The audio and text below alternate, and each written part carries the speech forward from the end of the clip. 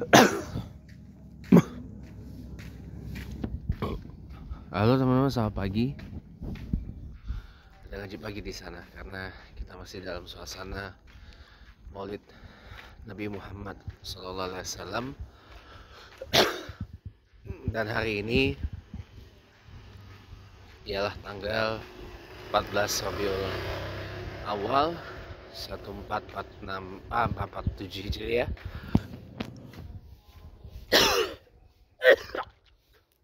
Buat teman-teman yang terbiasa melakukan puasa Ayyamul Bid atau puasa tengah bulan, ya, dari 14, 15, 16 setiap bulan dalam kalender Hijriah. Nah, hari ini kalau mau berpuasa silahkan aja. Teman-teman semuanya, Anda bersama Sunday with James Glenn Smith Windsor. Pekan ini tanggal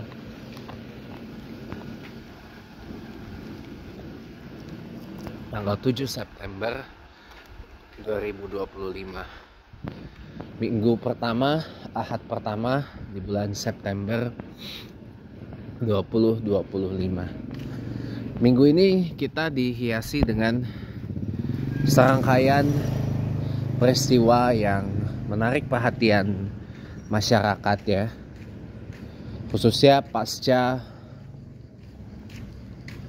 demonstrasi yang berujung pada tindakan anarkis yang menimbulkan banyak korban jiwa dan juga menimbulkan kerugian material dalam nominal yang besar, ya. Ada banyak gedung yang dibakar.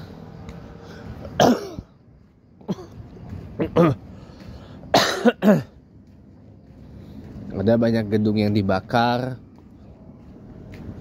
Bahkan itu diantaranya adalah gedung pemerintahan, gedung DPRD di berbagai daerah, termasuk juga kantor gubernur Jawa Timur, yaitu gedung Gerahadi, itu juga turut dari bakar. Dan juga ada sejumlah penjarahan terjadi, hampir terjadi di Mall Atrium Senen dan di rumah pribadi dari beberapa tokoh.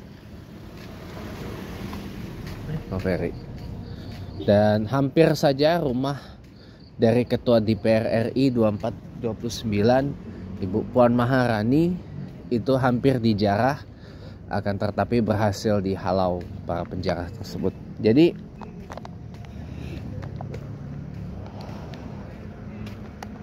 rekan-rekan sekalian, ya, pada episode minggu ini saya tuh tidak ingin bicara tentang pink hijau, tidak pink hijau, atau asal muasal dari tuntutan 17+8 itu. Karena bagi saya apapun itu, selama itu dibarengi dengan niat dan diiringi dengan ikhtiar yang baik, insya Allah juga outputnya baik. Nah, terlepas dari itu semua, ya, saya nggak mempermasalahkan kalau ada yang kemudian terjadi adanya adu interaksi antara dua pendapat ini. Saya nggak mau terlalu ambil ini. Cuman kenapa kemarin saya hampir membuat satu konten di TikTok yang menyatakan bahwa Salsa Erwina ini sudah went too far, sudah terlalu jauh karena menyinggung itu, ya. Oke, teman-teman semuanya, ya,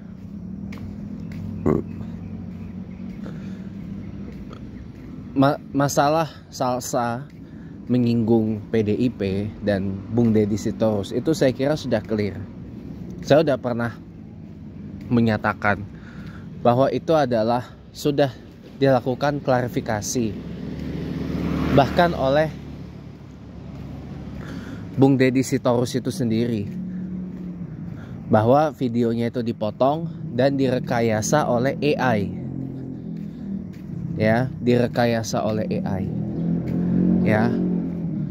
Memang adanya pemotongan itu dan video utuhnya yang tidak dipotong hanya menyoroti dari PDIP saja, itu kan karena ada motif politiknya.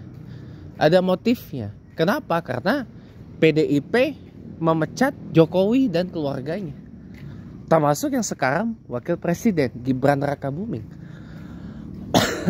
Jadi dendam kan, ada dendam politik, political revenge, dan ada kebencian politik, political hatredness kepada PDIP, ya kan?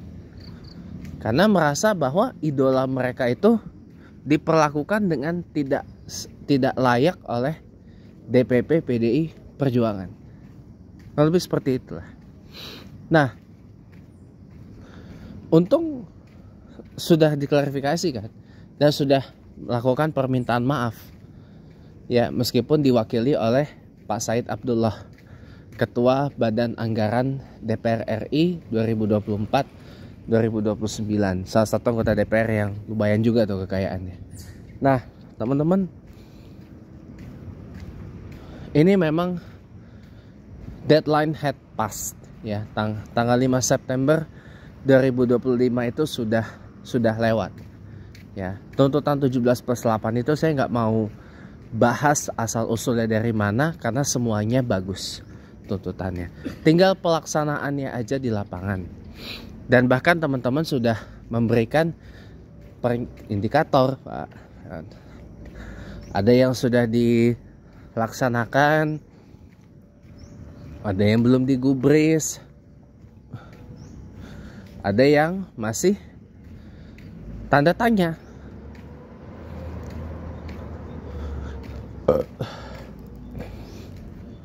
Gitu, menunggu kepastian. Nah, kita sebagai masyarakat sipil sangat boleh untuk melakukan itu, dan sangat boleh melakukan hal-hal yang mengekspresikan itu. Mau pakai warna pink hijau atau warna lain, silakan aja. Atau asal muasalnya, saya nggak peduli asal muasalnya pink hijau itu dari mana, sekalipun saya tahu. Tapi yang paling penting adalah substansinya. Substansinya, teman-teman, ini menuntut adanya perbaikan di negara ini. Substansinya, teman-teman, itu menuntut adanya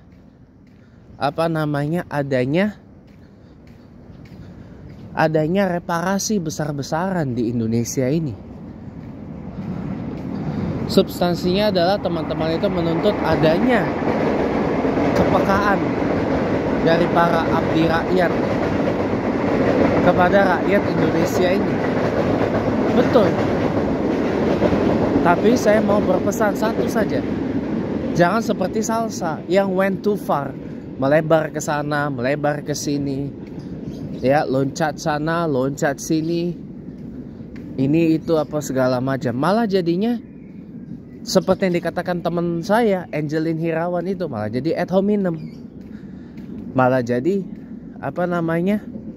straw argument. Ya, untuk sekelas juara debat dunia aja kok bisa begitu. Ini kan udah fatal banget sih. Kalau sudah melebar kemana-mana, sudah mulai ke sana, ke sini, ke sono, ke sini gitu. Ya, itu udah menandakan bahwa stok argumentasinya habis. Jadi hanya bisa menyerang. Tanpa tahu siapa yang diserang itu, dan tanpa tahu apa kejadiannya, tanpa melakukan fact checking. Contoh, ketika Salsa menyerang PDIP dan Deddy Sitorus, beliau tidak melakukan fact checking. Beliau tidak melihat adanya video klarifikasi dari Deddy Sitorus dan adanya permintaan maaf atas nama Deddy Sitorus yang disampaikan oleh Pak Said Abdullah.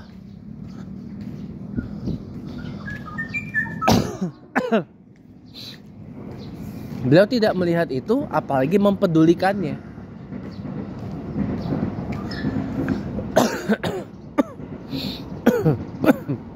Ya jadi kesannya tuh maksa supaya PDIP menonaktifkan Deddy Sitorus. Padahal yang bersangkutan sudah minta maaf, gitu. Sudah minta maaf dan memberikan klarifikasinya secara terang-terangan, jelas.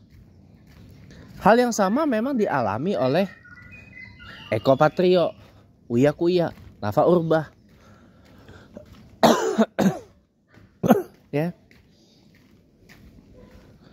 Tapi baru terjadi dan Ahmad Sahroni. Tapi itu baru terjadi ketika sudah dinonaktifkan oleh PAN dan Nasdem. Kalau Deddy Sitorus ini kan jauh sebelum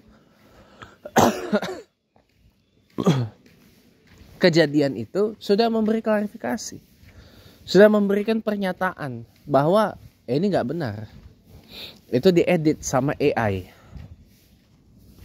gitu loh. Potongan itu video dipotong katanya.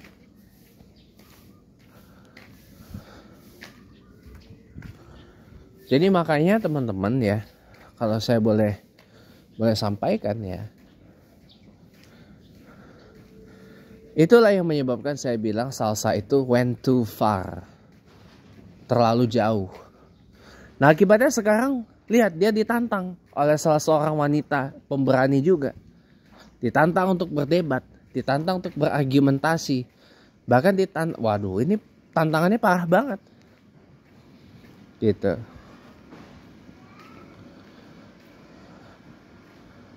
Jadi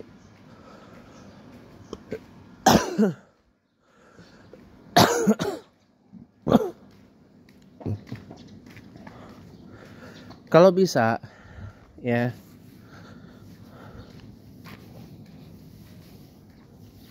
orang seperti Salsa ini memang harus diberi pelajaran. Karena dia mengkapitulasi kemarahan rakyat karena tunjangan terhadap anggota DPR naik. Ditambah lagi adanya makian dari Pak Sahroni yang mengatakan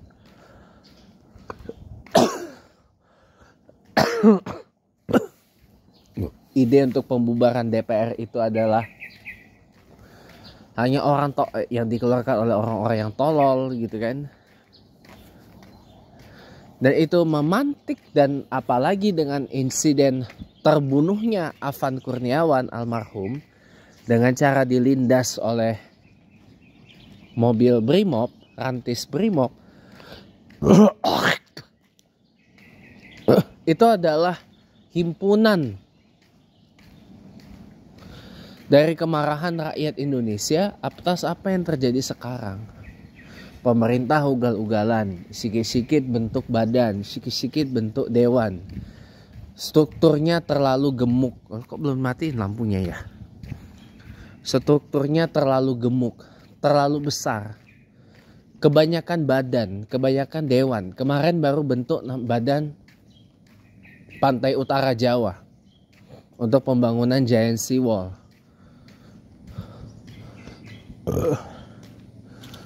Kita terus lagi setelah jeda komersil yang mau lewat ini.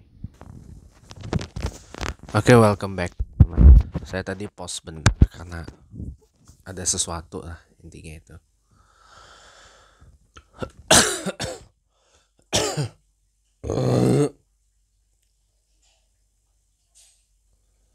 Ada sesuatu lah, intinya itu ya.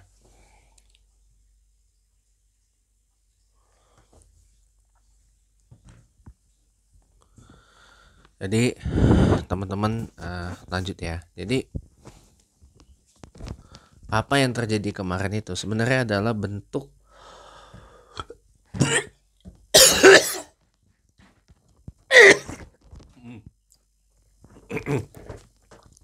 himpunan dari marahnya rakyat Indonesia kepada pemerintah. dan elit-elit pejabat negara gitu loh. Karena di saat seperti ini kita tahu sendiri kan, kabinetnya Bapak Presiden Prabowo itu boleh kita katakan terlalu gemuk dan gak efisien sama sekali.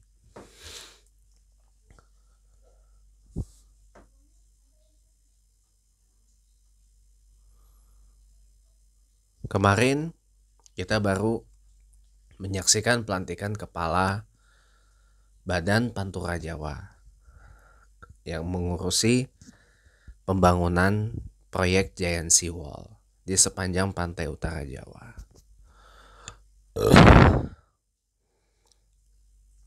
Sekarang dibentuk lagi namanya DKSBN, Dewan Kesejahteraan Buruh Nasional. Tujuannya adalah untuk melengkapi apa yang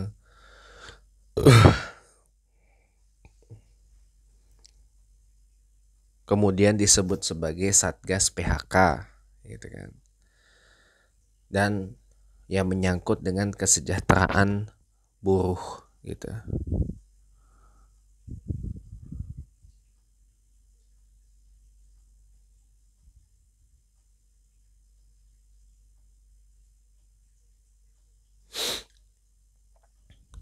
Ini terlalu banyak badannya atau dewannya. Apalagi kita punya kementerian baru lagi. Namanya Kementerian Haji dan Umroh ya. Elevasi dari BPIH, BP Haji, Badan Penyelenggara Haji. Badan Penyelenggara Ibadah Haji, ya kan? Berubah menjadi Kementerian Haji dan Umroh. Gitu. Jadi kementerian yang ke-49 ya. Tambah gemuk lagi kabinetnya.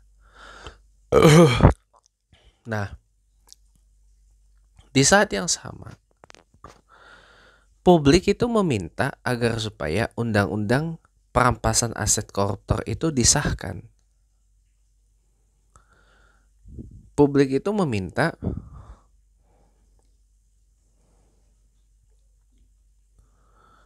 supaya RUU perampasan aset koruptor disahkan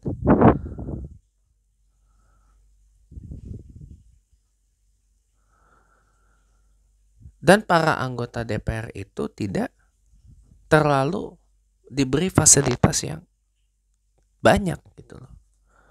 Tunjangan rumah sudah dihapus, ya kan? Nanti tunjangan apa lagi yang kemudian dipotong? Kalau bisa dihapus gitu loh. Ini kemarahan sebenarnya. Belum lagi masalah kemarin TNI dan Polri yang kita tahu sendiri bagaimana. Jadi inilah akibat dari pemerintah dan elit pejabat negara yang boleh nggak saya katakan tidak banyak mendengar masyarakat akar rumput.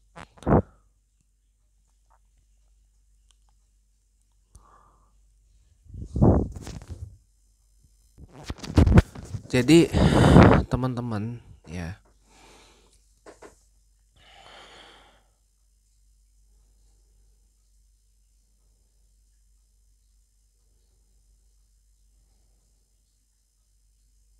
saya sebenarnya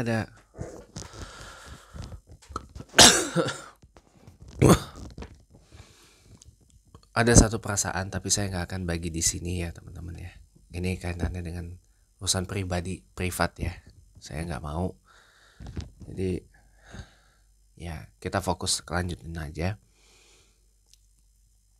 Jadi teman-teman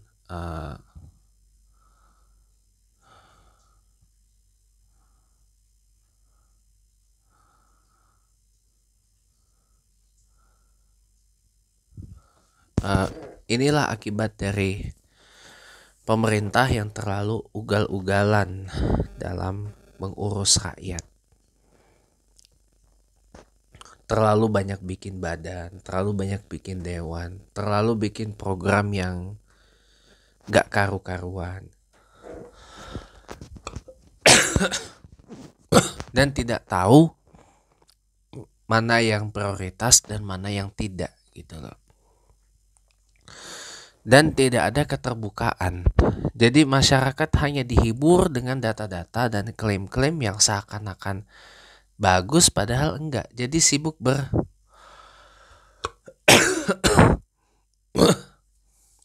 eufemisme, ngebagusin yang jelek tapi ngejelekin yang bagus. Itu eufemisme.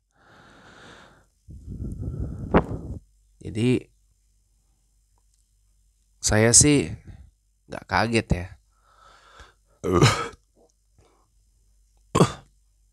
Kalau kemarin sampai terjadi yang seperti itu, nggak kaget gitu. Soalnya saya juga ngerasain.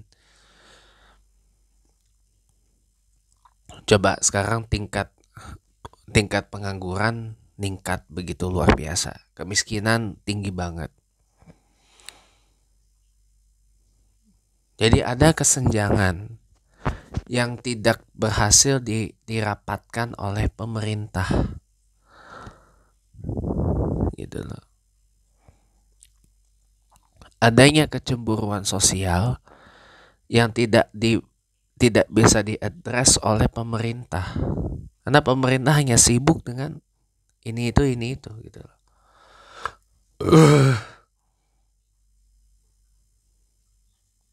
Dan sedih rasanya kalau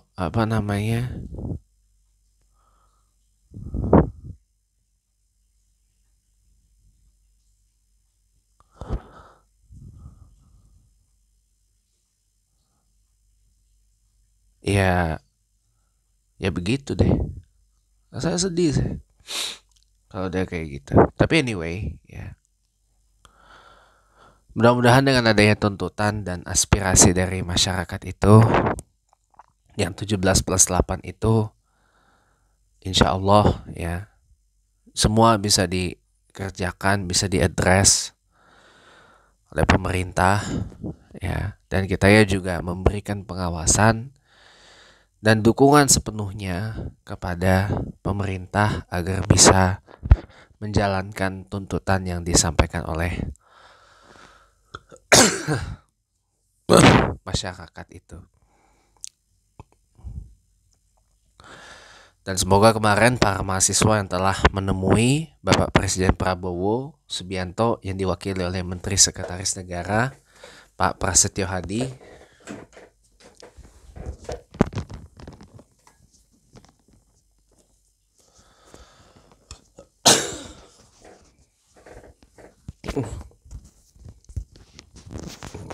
insya Allah bisa menjadi jalan keluar terbaik bagi